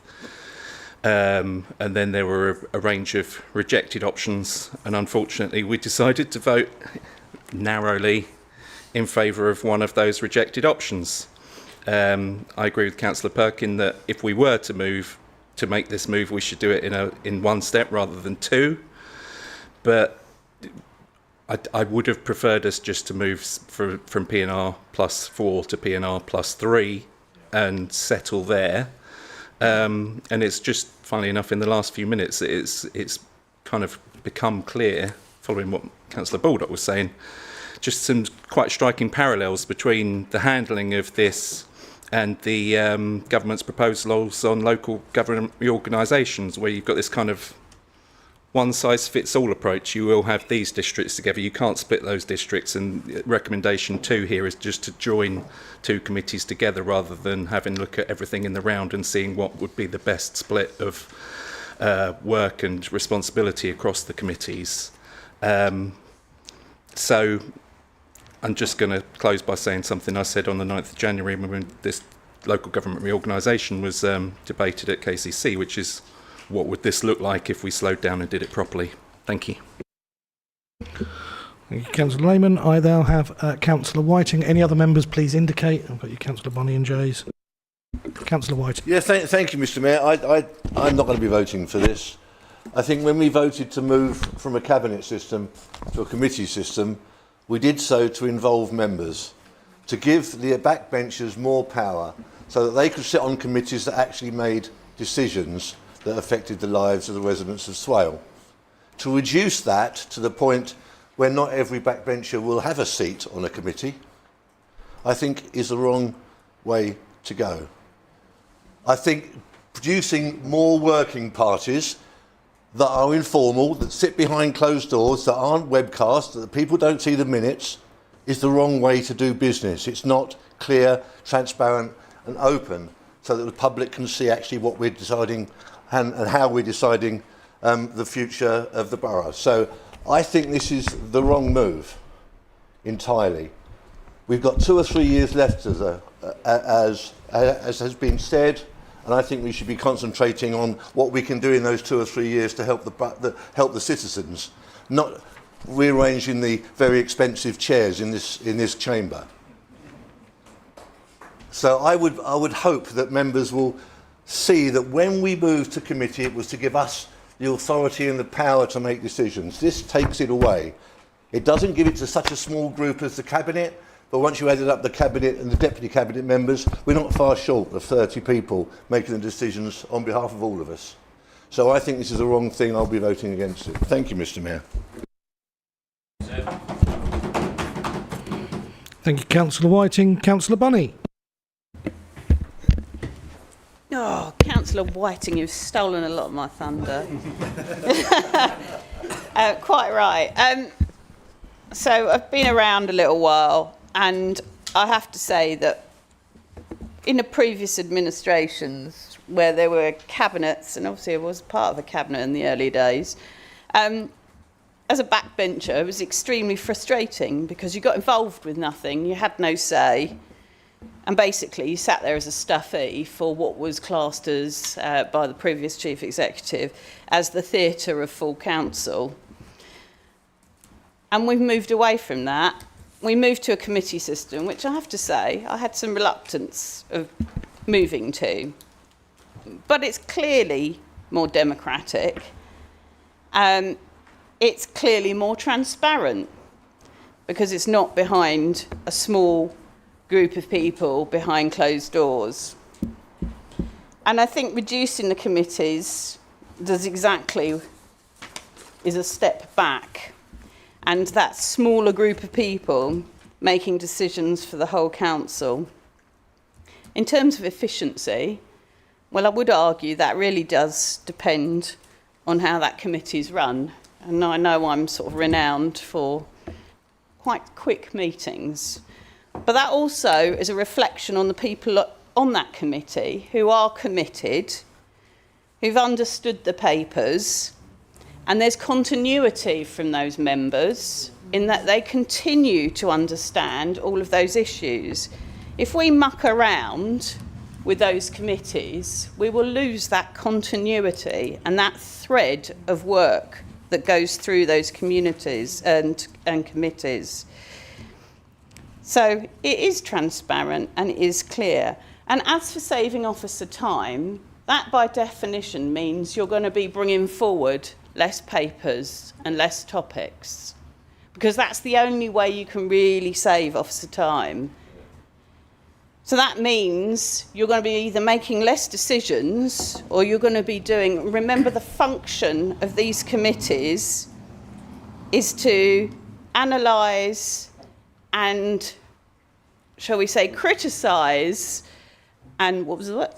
Scrutinise, exactly, the work of council. So you're going to have less opportunity to scrutinise. I'm therefore, as you can see where I'm going with this, not in favour of this. And I'd ask that this is a recorded vote tonight. Agreed. Agreed. Right, thank you.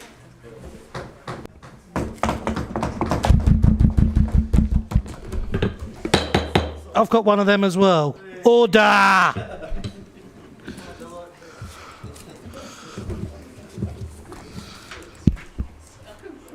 Thank you, Councillor.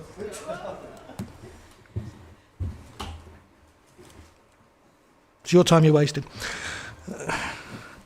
Councillor Jays, you're up.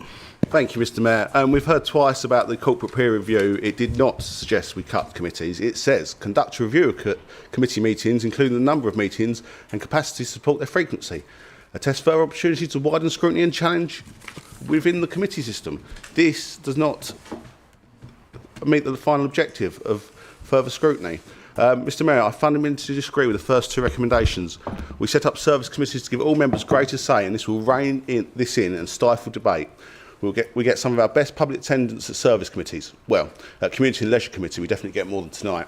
On average, each member currently sits on 2 service committees. These recommendations will reduce this to 1 service committee, with 2 members missing out entirely from service committees.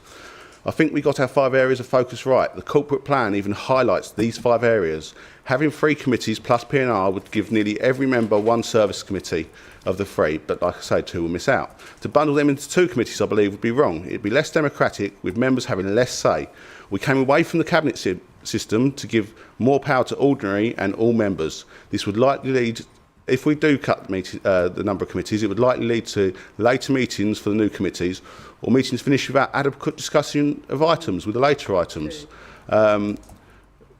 This also risks bad decisions being made, or some councillors skipping out on later items that we've routinely seen in the past. Service committees are just getting their stride in our current civic term, and now members want to cut this. It's ridiculous. For proper oversight and scrutiny, we need to keep the 5 committees. The scrutiny isn't just carried out in the meetings, it's also carried out at the chair and lead officers one-to-ones, as mentioned in the corporate plan. To cut the committees down would limit the council's effectiveness. There is no proposal for lead members to monitor the areas that we're cutting. There's even some members that there's already some areas we should be focusing on more that are just lumped in with some of the P&R, such as comms, Mid-Kent services, customer services.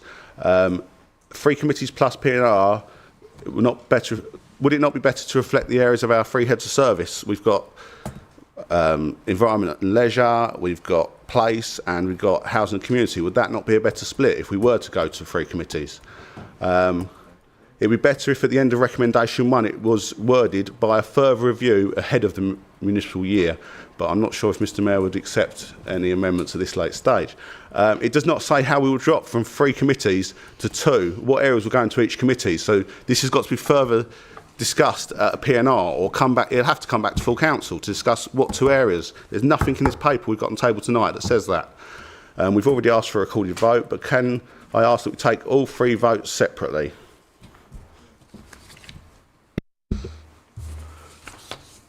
We got some more paper. Excellent. So each recommendation voted on separately. Yeah. Sorry. I now have Councillor Charles Gibson. Thank you, Mr Mayor. A few brief points. I agree entirely with Councillor Perkin and Councillor Lehman that the staged approach is not the appropriate way to do this. It is unhelpful and needless confusion, and we should do it properly, which would have avoided a number of Councillor Jays' concerns about how we divvy these things up, but that was the decision of the committee. On that topic, I welcome the clear enthusiasm for everybody in this chamber for the enormous work, scrutiny and energy that goes into those service committees and P&R. So I'm relatively unclear what further work members would have expected to happen before a motion came to full council other than the multi-hour discussion we had at Policy and Resources last week and this debate we are having this evening. That to me is the very definition of what service committees should be doing and are providing to this chamber. I don't think deeper work is required. We have done the discussion. This is the decision-making point. And finally, Mr Mayor, I would again like to welcome the glorious Damascene conversion to the joys of scrutiny that this chamber appears to magically be experiencing, and look forward to much wider support when we repropose that motion in the near future. Thank you, Mr Mayor. Thank you, Councillor Gibson. Councillor Harrison. Thank you, Mr Mayor. I would say 2 things. Number 1, the peer review made a point of saying that there was very little scrutiny going on in this council across the 5 committees. It just wasn't working. People weren't doing the job properly. How many years do you need sitting on that committee before you actually do proper scrutiny? The second point I'd raise is that it's all very well having lots of, you can be on 2 committees.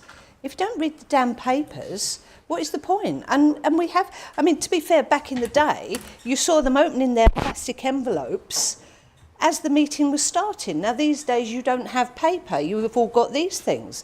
But people have admitted, well, I haven't had time to read the papers. Well, OK, why are you there? You'll have less committees to not read the papers for. Thanks, Sorry, Mr Councillor Mayor. Harrison. Again, members. One meeting.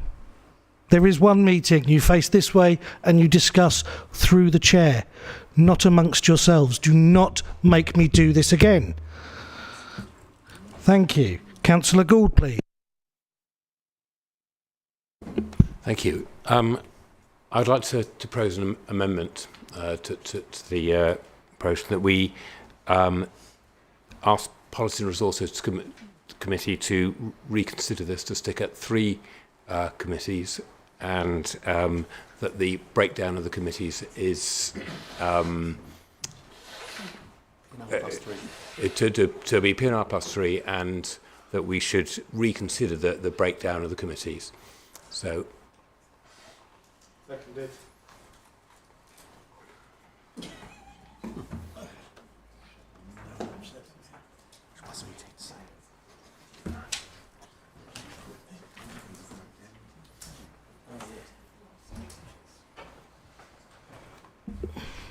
given that should the motion fall, PNR would no doubt want to discuss the matter further via the Constitution Working Group or Constitutional Working Group, whatever they decide their name's going to be at their next meeting.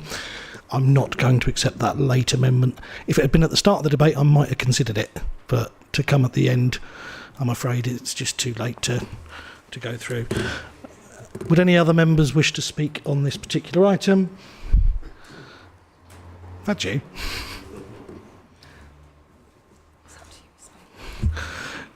I'll let you get away with it here. Come on.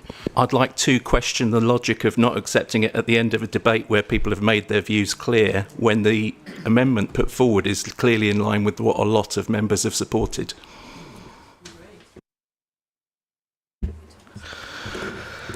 It's the Mayor's decision. There we go. And had it come forward at the start of the debate, or had it been put forward in advance, or had it come through policy and resources, given that if it falls, it goes back to PNR anyway, it's kind of negated, isn't it? If you want to do that, basically you vote against what's in front of you. If you want to go with what's in front of you, go with what's in front of you. So I don't think it really adds anything.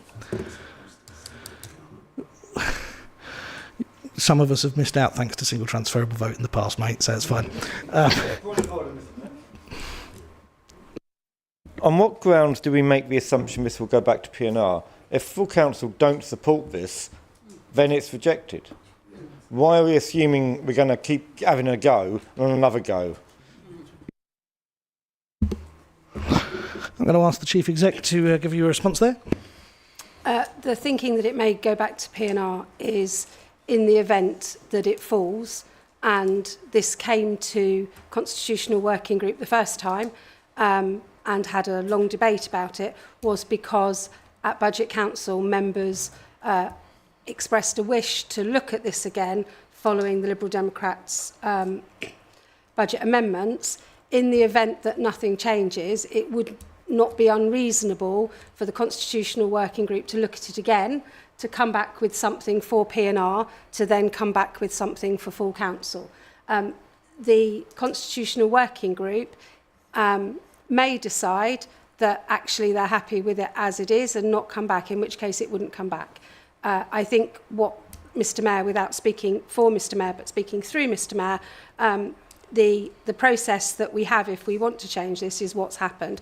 Constitutional Working Group discuss it, a report comes to PNR, so it's really up to Constitutional Working Group. However, they had suggested that they wish to change it, so if it falls tonight and those changes don't happen, I don't think it's beyond the realms of possibility that Constitutional Working Group would want to look at it again with a different view and a different outcome.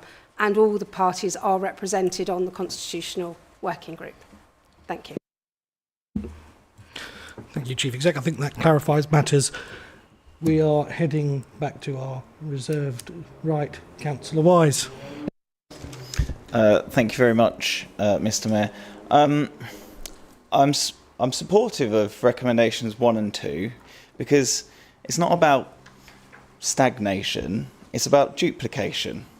If this was stagnation, we literally have passed at full council tonight the Empowering You strategy, which everybody lauded. That wasn't stagnation. There is very obviously duplication between the two committees that is proposed are merged as part of recommendation 2.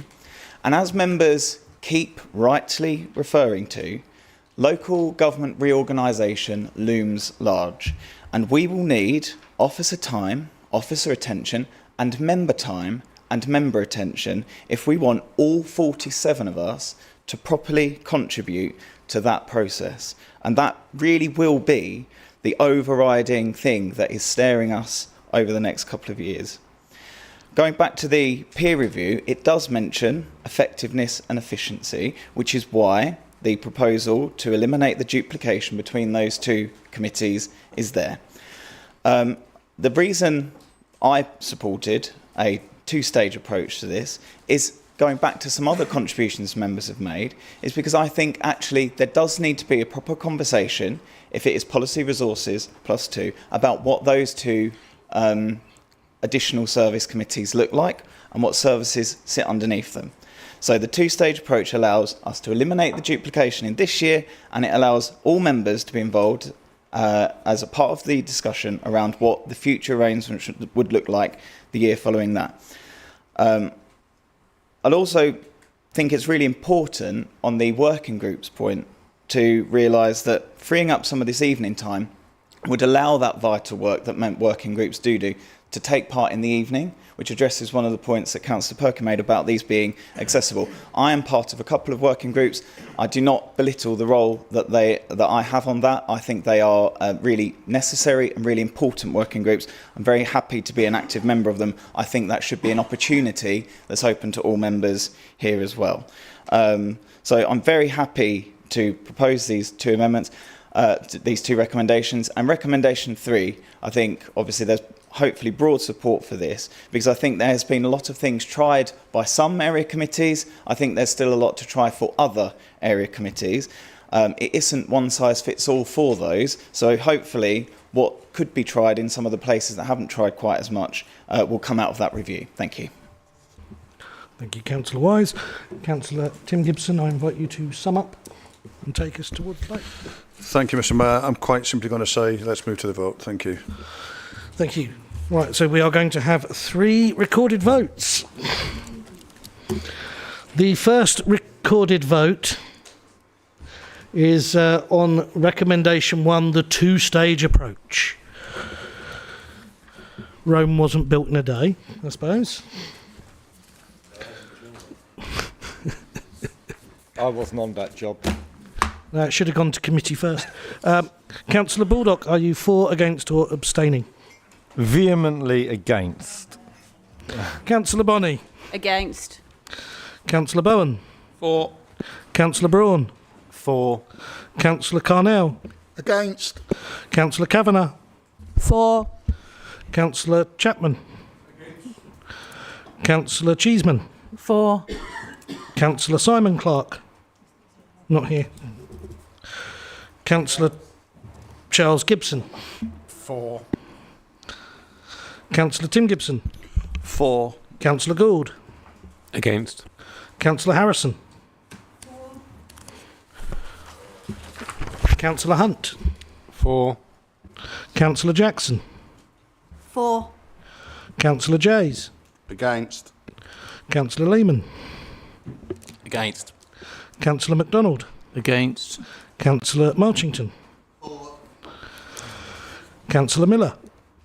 For. Councillor Mishak? Against. Councillor Moore? For. Councillor Neal? For. Councillor Noy? For. Councillor Nundy? Against. Councillor Chris Palmer? Against. Councillor Richard Palmer? Against. Councillor Perkin? For. Councillor Pollard? Against. Councillor Shield? Not here. Councillor Paul Stephen? Against. Councillor Sarah Stephen? Against. Councillor Thompson? Against. Councillor Tucker? For. Councillor Watson? For. Councillor Worcester? For. Councillor Whiting? Against. Councillor Winklis? For. Councillor Wise? For.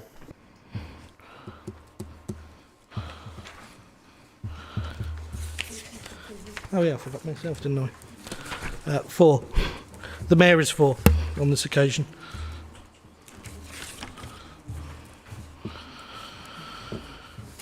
Mainly because I recall having to do some other bits. Where are we? 1, 2, 3, 4, 5, 6, 7, 8, 9, 10, 11, 12, 13, 14, 15, 16, 21.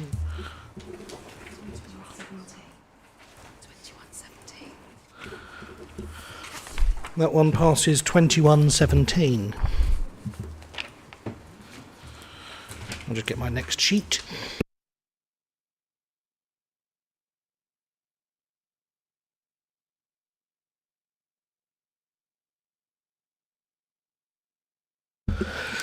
Recommendation 2 is up next. That is the amalgamation of Housing and Health, or Health and Housing Committee, and Community and Leisure Committee.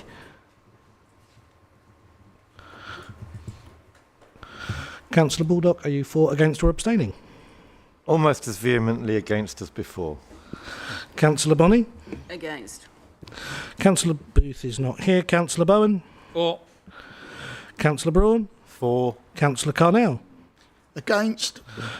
Councillor Kavanagh? For. Councillor Chapman? Councillor Cheeseman? For. Councillor Charles Gibson? For. Councillor Tim Gibson? For. Councillor Gould? Against. Councillor Harrison? Councillor Hunt? For. Councillor Jackson? For. Councillor Jays? Against. Councillor Lehman? Against. Councillor MacDonald? For. Councillor Marchington? Councillor Miller? For. Councillor Mishik? Against. Councillor Moore? For. Councillor Neal? For. Councillor Noy? For. Councillor Nundy? Against. Councillor Chris Palmer? Against. Councillor Richard Palmer? Against. Councillor Perkin? For. Councillor Pollard? Against. Councillor Paul Stephen? Against. Councillor Sarah Stephen? Against. Councillor Thompson? Against. Councillor Tucker? For. Councillor Watson? For. Councillor Wooster? For. Councillor Whiting? Against. Councillor Winklis? For. Councillor Wise? For. And again, having previously chaired that the Housing and Health Committee, I am also for. So? 21 for, 17 against. So that one goes through as well. And our third one, recommendation 3, which is for the Chief Exec to undertake the full review of the effectiveness of area committees, working with area committees, parish councils, the public, and report back to P&R during the next municipal year. Councillor Baldock. Mildly for.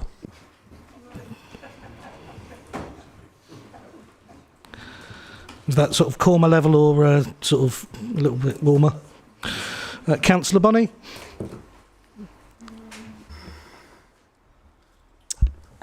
Yeah, okay. A 4. Councillor Bowen. Absolutely for. Councillor Braun. 4. Councillor Carnell. 4, I think, yeah. Councillor Kavanagh. 4. Councillor Chapman. 4. Councillor Cheeseman. 4. Councillor Gibson. Charles. Vehemently for. Councillor Tim Gibson. Warmer than a Corma. For. Councillor Gould. For. Councillor Harrison. Councillor Hunt. For. Councillor Jackson. 4.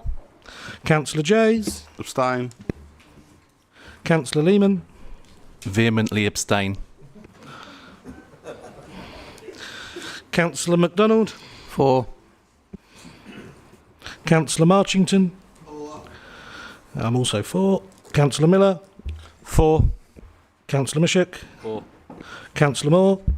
4. Councillor Neal. 4. Councillor Noy. 4. Councillor Nundy.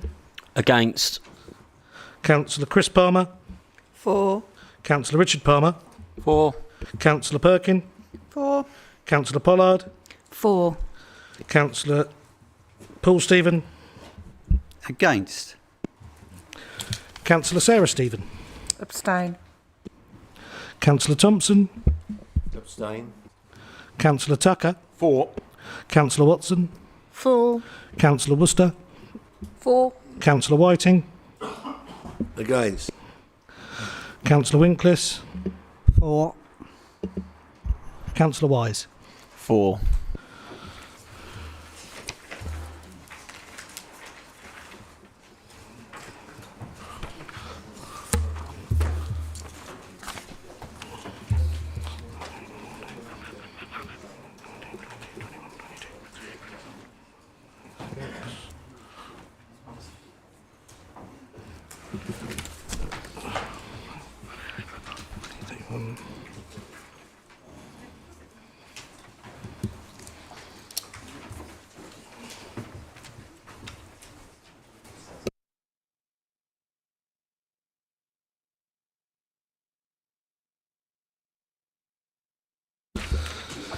Right, so that passes with 31 members for, 3 voting against and 4 vehement or semi-vehement abstentions.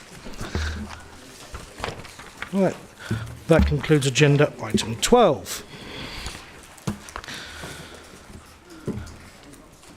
Members, the parlour has been stocked. That was the last item on the agenda. Anyone that wishes to join, please do feel free to pop in. And beyond that, have a safe and pleasant journey home. And I guess we'll see at the next set of meetings. Meeting officially closing at 12 minutes past 9.